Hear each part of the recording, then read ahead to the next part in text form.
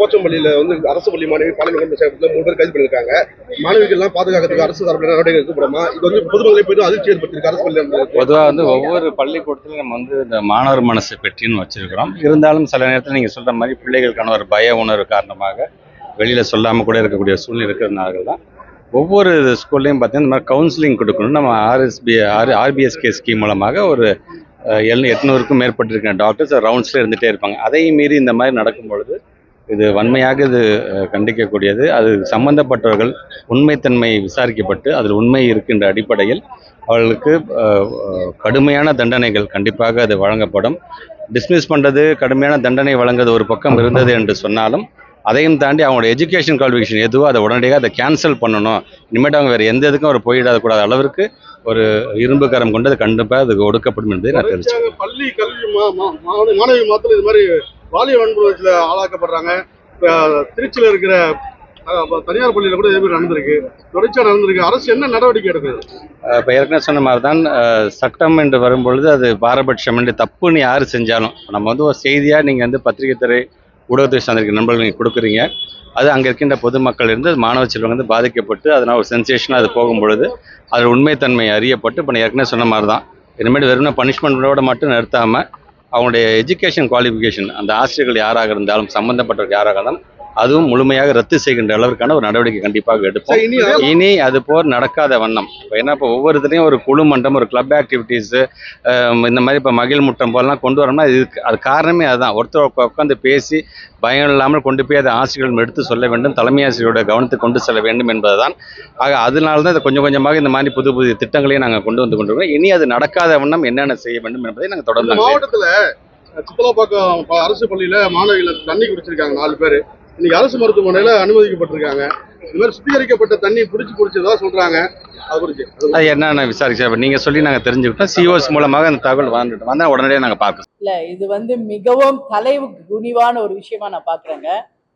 ஒரு சிறு பள்ளி மாணவியில இருந்து, கர்ப்பிணி பெண்கள்ல இருந்து, வயதான மூதாட்டி வரைக்கும் தொடர்ந்து தமிழ்நாட்டில் இது மாதிரி பாலியல் வன்கொடுமைகள் நடந்து கொண்டிருப்பது நமக்கு மிகப்பெரிய ஒரு தலைகுனிவாக நான் பார்க்கிறேன். அந்த பெண்களை பாதுகாக்க வேண்டிய உடன் இருப்பவர்கள் என்ன செய்யறாங்க? காவல்துறை இது என்ன செய்யுது? ஆட்சியாளர்கள் இது என்ன பண்ணிட்டு இருக்காங்க என்ற கேள்வி வருகிறது. உறுதியாக நான் ஏற்கனவே சொன்ன மாதிரியே முதலமைச்சர் பல வாட்டி சொல்றார், யாராவது பின்தொடர்ந்தா 5 ஆண்டு காலம் தண்டனை வழங்கப்படும் சொல்றார். அதே மாதிரி பாலியல் வன்கொடுமை செய்தா போக்சோ சட்டத்துல கட்டாயம் தண்டனை கொடுப்போம் சொல்றாங்க. ஆனா இன்னைக்கு என்ன நீங்க அறிவிச்சாலும் இது போன்ற நிகழ்வுகள் தொடர்ந்து நடந்து கொண்டிருப்பது உண்மையிலேயே வேதனைக்குரியது, கண்டனத்துக்குரியது. முதல்வர் அவர்கள் வெறுமனே சொல்வது இல்லாமல் இது போன்ற செயல்களில் ஈடுபடுபவர்கள் யாராக இருந்தாலும் உடனடியாக போக்சோ சட்டத்திலே கைது செய்யணும். அதை விட மிக கொடூரமாக பாலியல் பண்றவங்கள நிச்சயமாக தூக்கு தண்டனை தரணும். அப்பதான் இதுக்கு ஒரு நிரந்தரமாக ஒரு முற்றுப்புள்ளி வருமே ஒழிய, இல்லை என்றால் இந்த நிகழ்வுகள் இது தொடர்கரதியா தான் இருக்கும். நீங்களும் கேள்வி கேட்டிருப்பீங்க, நாங்களும் பதில் சொல்லிக்கிட்டே இருக்க வேண்டியதுதான். இதுக்கு மொத்த காரணம் ரூட் காஸ் எங்க இருக்குன்னு பார்த்தா கஞ்சா, மது, இதுதான். போதை கலாச்சாரமாக இன்னைக்கு தமிழ்நாடு மாறினதுனாலதான் இன்னைக்கு இது மாதிரி பாலியல் வன்கொடுமைகள் அதிகமாக நடந்துகிட்டு இருக்கு. மாணவிகள் முதல் கொண்டு யாருக்கும் பாதுகாப்பு இல்லை. பாதுகாப்பு தர வேண்டிய ஆசிரியர்களே அவர்களை பாலியல் வன்கொடுமை செய்வது நிச்சயமாக கண்டனத்துக்குரியது. வேலியே பயிரை மேய்கின்ற கதையை நாம பார்த்துக்கிட்டு இருக்கோம். அது நிச்சயமாக இது தடுக்கப்படணும் என்பது எங்களுடைய கருத்து.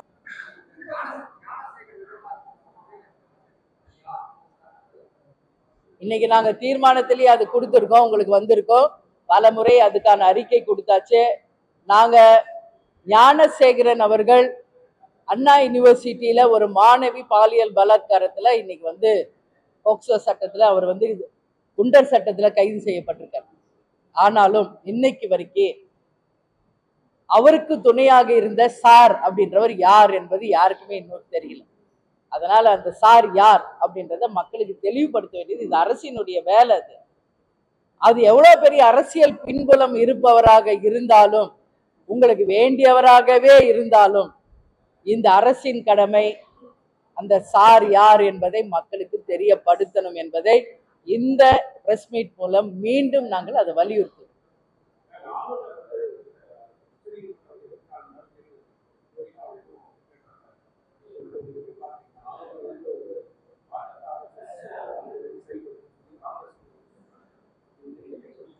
தொடர்ந்து ஆளுநருக்கும் ஆட்சியாளர்களுக்கும் தொடர்ந்து பிரச்சனை பல வருஷமா இது நடந்துகிட்டு இருக்கு. நாமும் எல்லாரும் பார்த்துட்டு தான் இருக்கோம். அன்னைக்கு அவர் கோச்சிக்கிட்டு வெளியே போறது, மறுபடியும் இவங்க போய் அவங்க டீ பார்ட்டியில கலந்துக்கிறது, மறுபடியும் அடுத்த வாட்டி கூப்பிடுறது, இது தொடர் கதையா போயிட்டு இருக்குங்க. ஒரு ஆளுநரும் ஆட்சியாளரும் கணவன் மனைவி போல நல்ல அண்டர்ஸ்டாண்டிங்கோட இருந்தாதான் இந்த நாட்டுக்கு நல்லது, மக்களுக்கு நல்லது. அதை விட்டுட்டு தங்களுடைய பர்சனல் ஈகோவோ தங்களுடைய பர்சனல் மோட்டிவேஷனோட செயல்பட்டால் அது நிச்சயமாக நாட்டுக்கும் மக்களுக்கு தான் அது பாதிப்பை தரும். அதனால 2 பேருமே அதை புரிந்து கொண்டு அவங்கவுங்களுக்கு ஒரு அதிகாரம் இருக்கு, அவங்கவுங்களுக்கு ஒரு உரிமை இருக்கு, நல்ல அண்டர்ஸ்டாண்டிங்கோட நடத்தி நாட்டுக்கு மக்களுக்கு நல்லது செய்யணும்னு நாங்க கேட்டோம்.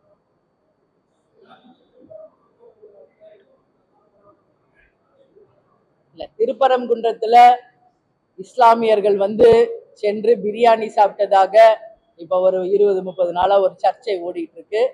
இப்போ ஒரு 2 நாட்களுக்கு முன்பு திருப்பரங்குன்றத்துல பெரிய வகையில இன்னைக்கு இந்துக்கள் ஒன்று கூடி எதிர்ப்பு தெரிவிச்சிருக்காங்க. அதுக்கு அரசு அனுமதி வழங்கலை, அது மீறி தான் நடத்தியிருக்காங்க.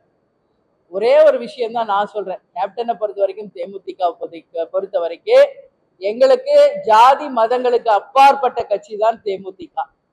இங்க எல்லா கட்சிக்கும் இங்க எல்லா மதத்துக்கும் நாங்க மரியாதை தருவோம், எல்லா ஜாதிக்கும் நாங்க மரியாதை தருவோம். இப்போ திருப்பரங்குன்றம் அப்படிங்கிறது அறுபடை வீட்டில் முதல் வீடு. இன்னைக்கு நேத்தா திருப்பரங்குன்றம் கோவில எத்தனை ஆண்டு காலமாக பாரம்பரியமாக இருக்கின்ற ஒரு கோவில், இத்தனை வருஷம் இல்லாத ஒரு புது பிரச்சனை ஏன் இப்ப மட்டும் வருது? அப்ப இதுக்கு பின்னாடி என்ன நடக்குது? எப்பெல்லாம் திமுக ஆட்சிக்கு வருதோ அப்பெல்லாம் மதத்தை தூண்டி ஜாதியை தூண்டி ஒரு அரசியல் செய்வதாக மக்கள் கிட்ட ஒரு கருத்து இருக்கிறது என்பதை யாரும் மறுத்திட முடியாது. இத்தனை வருஷமா திருப்பரங்குன்றத்துல இல்லாத ஒரு பிரச்சனை புதுசா இப்ப ஏன் வருது? அப்ப எலெக்ஷனுக்கு இன்னும் 1 வருஷம் இருக்குதுன்றதுனால இந்த பிரச்சனையை கையில எடுக்கிறாங்களா அப்படின்ற கேள்வி மக்கள் கேள்வியாக நான் இதை கேட்கிறேன். இன்னைக்கு ஒட்டுமொத்த மக்கள் சந்தேகப்படுறாங்க. இதுக்கு பின்னாடி அரசியல் தான் இருக்கே ஒழிய வேற எந்த ரீசனுமே கிடையாது. பிரியாணி அங்கதான் போய் அவங்க பிரியாணி உண்மையிலேயே அங்க போய் சாப்பிட்டாங்களா இல்லையா என்பது கூட இன்னும் யாருக்கும் தெரியல. அப்ப பிரியாணி சாப்பிடணும்னு அது என்ன 5 ஸ்டார் ஹோட்டலா மலை மேல ஒரு பாறையில போய் உட்கார்ந்து சாப்பிடணுமா? அது ஒரு கேள்வி. அதனால நிச்சயமாக எல்லா மதத்துக்கும் அவங்க மதத்தை சேர்ந்தவர்கள் உணர்வோட தான் இருக்காங்க. அதனால எந்த மதத்தையும் இன்னொரு மதம் தவறாக பேசுவதோ தவறாக சித்தரிப்பதோ அவங்க உணர்வை இழிவுபடுத்துவதோ நிச்சயமாக ஏற்றுக்கொள்ளப்பட முடியாது. இதை வைத்து அரசியல் செய்யணும்னு யாராவது நினைச்சா இதற்கான விளைவுகளை அவங்க சந்திக்க வேண்டி வரும் என்பதை நான் உறுதியா சொல்றேன்.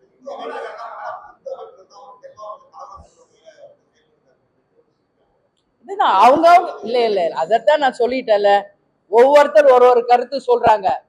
இன்னைக்கு அதன் பின்பலம் என்ன? திருப்பரங்குன்றம் இன்னைக்குதான் வந்துச்சு அந்த கோவில், எவ்வளவு வருஷமா இருக்குல்ல, ஏன் இவ்வளவு வருஷம் அந்த பிரச்சனை இல்ல, ஏன் புதுசா அந்த பிரச்சனை வருது? ஒவ்வொருத்தர் ஒரு கருத்து சொல்லலாம். இந்துக்கள் தான் தூண்டி விடுறாங்க, இஸ்லாமியர்கள் தான் தூண்டி விடுறாங்கன்னு ஒவ்வொருத்தர் அவங்கவுங்க கருத்து சொல்லலாம். அவங்க சொல்ற கருத்துக்களை நான் பதில் சொல்ல முடியாது. தேமுதிகவின் நிலைப்பாடு எங்க கருத்தை தான் நான் சொல்றேன். இத்தனை ஆண்டு காலம் இல்லாத ஒரு புது பிரச்சனை ஏன் வருது? இதுக்கு பின்னாடி யார் இருக்கா? யார் அந்த சார்ன்ற மாதிரி பிரியாணிக்கு பின்னாடி இருப்பவர் யார், இந்த பிரச்சனைக்கு பின்னாடி இருப்பவர் யார் என்பதை கட்டாயம் காவல்துறையும் இந்த ஆட்சியாளரும் கண்டுபிடிக்கணும். இதுக்கு முற்றுப்புள்ளி வைக்கணும். உழைக்கும் போதே அதை நம்ம சரி செய்தாதான் இந்த பிரச்சனை பெருசா வராம தடுக்க முடியும். இங்க எந்த மதமோ ஜாதியோ பிரிஞ்சு யாரும் வாழலையே, எல்லாரும் ஒற்றுமையா தானே வாழ்ந்துகிட்டு இருக்காங்க இந்த தமிழ்நாட்டுல. ஏன் இப்ப புதுசா பிரச்சனை கொண்டு வராங்க? அதனால இது கண்டிக்கக்கூடிய ஒரு விஷயம். அவங்கவுங்க ஒரு கருத்துக்கு நாம் பதில் சொல்ல முடியாது. ஆனால் இது உண்மையிலே உடனடியாக தடுக்கப்பட வேண்டிய ஒரு விஷயம் என்பதை உறுதியாக தெரிவித்துக் கொள்கிறேன். இதுதான் நான் சொல்றேன். இப்ப எதுக்கு எடுத்தாலும் எங்களுக்கு நிதி கொடுக்கலன்னு சொல்லிட்டு எல்லா பொறுப்பையும் மத்திய அரசு மேல போட்டுட்டு நம்ம தமிழக அரசு நமது முதல்வர் நமக்கு என்னன்னு உட்கார முடியாது. உங்களுக்கு கடமை இருக்கு, உங்களுக்கு பொறுப்பு இருக்கு. உங்களுக்கு ஓட்டு போட்டு ஜெயிக்க வச்சது தமிழக மக்கள், மத்திய அரசு கிடையாது. அப்போ இந்த அரசுக்கு கடமை இருக்கு. இப்ப மத்ததுக்கெல்லாம் நீங்க நிதி ஒதுக்குறவங்க இன்னைக்கு ஏன் விவசாயிகளுக்கு நிவாரண உதவி வழங்குவதற்கு நிதி இல்லைன்னு சொல்றீங்க? இதுவே இந்த அரசு ஒரு தோல்வி அரசு என்பதற்கான அடையாளம் தான். இன்னைக்கு இந்தியாவிலேயே அதிகமாக கடன் வாங்கிய மாநிலம் தமிழக அரசு. இத நான் தலைகுனிவோட தான் பதிய வைக்கிறேன். அதிகமாக இன்னைக்கு கடன்ல இன்னைக்கு தமிழ்நாடு அரசு தான் இருக்கு. இவ்வளோ கடன் வாங்குறீங்க. டாஸ்மாக் வருமானம், கனிம வள கொள்ளை, லஞ்ச ஊழல், இதுல எல்லாம் இருந்து வர நிதி எல்லாம் எங்க போகுது? ஏன் இத்தனை ஆண்டு காலம் நிர்வாகம் செஞ்சவங்க எவ்வளோ பேரு இருந்தவங்க அப்பெல்லாம் செய்யலையா? இப்ப எதுக்கு எடுத்தாலும் எதுக்கு மத்திய அரசை நீங்க சொல்றீங்க? மத்திய அரசு தரணும், அதுல எந்த மாற்று கருத்தும் கிடையாது. ஆனா அவங்களே நம்ம டிபெண்ட் பண்ணி வாழக்கூடாதுன்றத நான் சொல்றேன். நம்ம மக்களுக்கு, நம்ம குடும்பத்தை சேர்ந்தவங்களுக்கு ஒரு பிரச்சனைன்னா நம்ம தான் முன்னாடி போய் நிக்கிறோம். இன்னைக்கு பொங்கலுக்கு கூட இன்னைக்கு பல்வேறு ஆண்டுகளாக எவ்வளோ வருஷமா கொடுத்துக்கிட்டு இருந்தாங்க 1000 ரூபாய் தொகை. இன்னைக்கு இந்த வாட்டி பொங்கல் தொகை கூட கொடுக்கல. 1 கிலோ அரிசி 1 கிலோ சர்க்கரையோட முடிச்சுட்டாங்க. கேட்ட நிதி இல்லைங்கிறாங்க. அப்ப எங்க போகுது நிதி எல்லாம் அப்படின்ற கேள்வி, மக்கள் கேள்வியா நான் கேட்கிறேங்க. இது வெறும் சாக்கு போக்கு சொல்லி தப்பிக்கிற வேலைதானே ஒழிய இது எந்த மக்களும் நம்பவில்லை என்பதை சொல்றேன்.